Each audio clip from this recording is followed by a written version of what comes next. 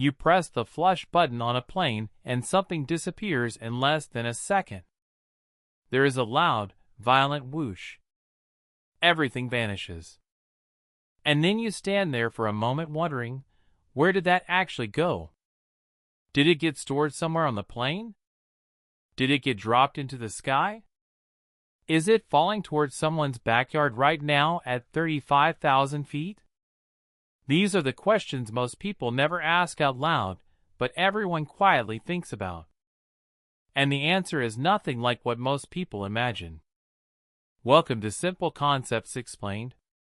Today we are going to follow the exact path of airplane toilet waste. From the moment you press that button to the moment it is completely gone.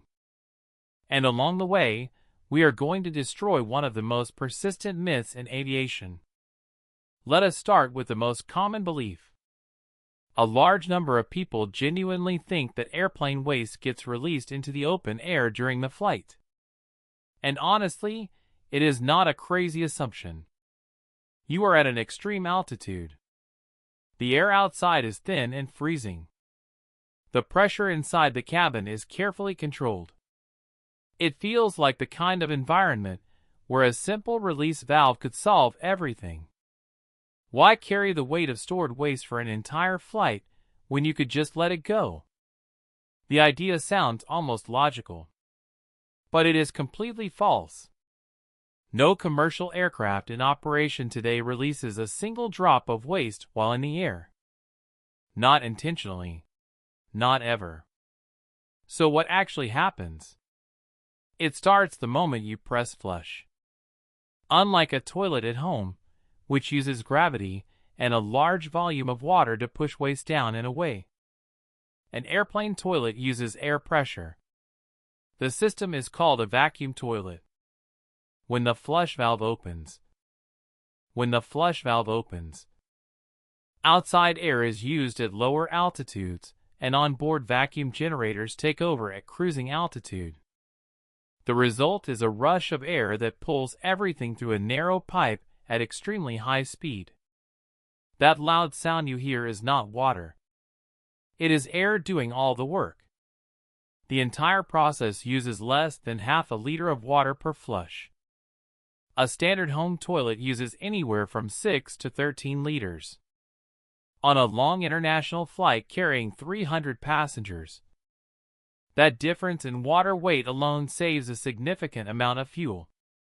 Now the waste travels through a network of sealed pipes that run through the lower sections of the aircraft.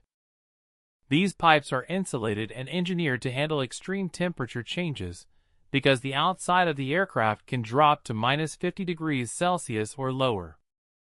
The pipes carry everything into a set of large sealed holding tanks located in the belly of the plane. Depending on the size of the aircraft, there can be multiple tanks with a combined capacity of several hundred liters. Every single flush from every single toilet on the plane ends up in these tanks. They are sealed completely. No gas escapes into the cabin. No liquid leaks out. No waste goes anywhere except into these tanks. The blue liquid you sometimes see sitting in the bowl before you flush is a chemical solution added to the system. It controls bacteria, breaks down odor, and keeps the contents of the tank stable during the entire flight. It is similar to the fluid used in portable toilets on the ground, but specifically formulated for aviation conditions. It is the reason the tanks do not become a serious problem during a 14-hour flight. When the plane lands and pulls into the gate, a ground servicing crew eventually connects a specialized vehicle to a sealed external port on the aircraft. This port is a small panel on the outside of the fuselage that most passengers never notice. The vehicle pumps all the contents from the holding tanks directly into its own sealed container. The tanks are then rinsed, refilled with fresh chemical solution, and sealed again. The entire process takes less time than refueling. The waste collected by the vehicle is then taken to a proper sewage processing facility and treated exactly like any other wastewater.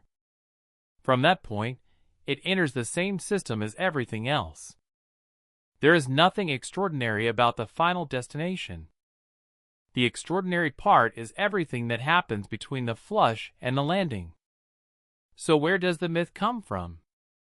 Why do so many people believe waste gets dropped from aircraft mid-flight? Part of the answer goes back to much older aircraft. Early aviation systems were primitive compared to what exists today.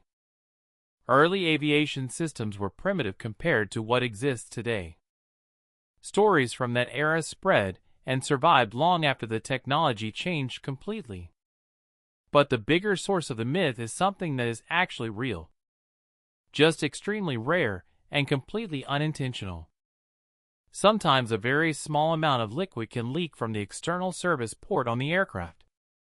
It is usually a minor seal issue and often goes unnoticed during inspections. At cruising altitude, that liquid freezes immediately on contact with the exterior of the aircraft. It forms a small mass of blue-colored ice. If that ice breaks free during descent when temperatures rise, it falls. And when it reaches the ground, it is not pretty. These are called blue ice events. They are rare. They are accidental. And they are the origin of almost every story you have ever heard about waste falling from the sky. It is not intentional. It is not a policy. It is a maintenance failure. And aviation authorities take it seriously when it happens. Every time you flush a toilet at 35,000 feet, you are interacting with a system that was carefully designed by engineers who thought through every detail. The pressure dynamics, the pipe routing, the tank materials, the chemical treatment, the ground servicing connection, the safety seals, all of it works together silently while you go back to your seat and think nothing more of it. What feels like the most ordinary moment of your flight is actually one of the most quietly impressive pieces of engineering on the aircraft. Next time you hear that whoosh, you will know exactly where it all goes.